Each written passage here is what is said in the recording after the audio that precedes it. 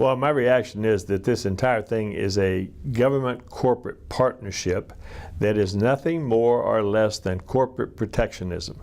Under these provisions, the usual suspects win: the banks, the oil industry, the manufacturers, big pharma, big business, and the politicians who rely on corporations for contributions for their campaigns. The losers are the American public. We're going to increase job loss in America. You're going to increase the divide between the rich and the poor. You're going to increase the corporate control of our daily lives.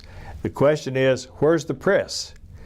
This came out from WikiLeaks. Howard, you've come on this show and you've talked about how the media has become dysfunctional because it's owned by corporations. I remember you did the story last year where we talked about that in the mid-'80s, about 50 or 60 independent organizations own the media. Now it's down to 4. So corporate media has no interest in telling this story, and that's you've stood by that position for a very long time, and we're seeing it right here, aren't we? Well, you know, Mike, I've always been opposed to WikiLeaks because of leaking things that might have to do with national security.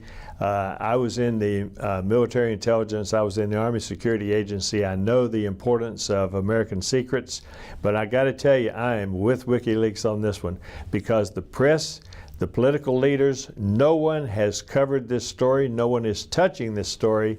And then we wouldn't be talking about it now. The corporate media wants this. Yeah, absolutely, because you're not going to see it on 60 Minutes because 60 Minutes is owned by corporate America. You're not going to see it in the New York Times because they're owned by corporate America. The political leaders are not going to raise the issue because they're owned by corporate America. So that's where we are.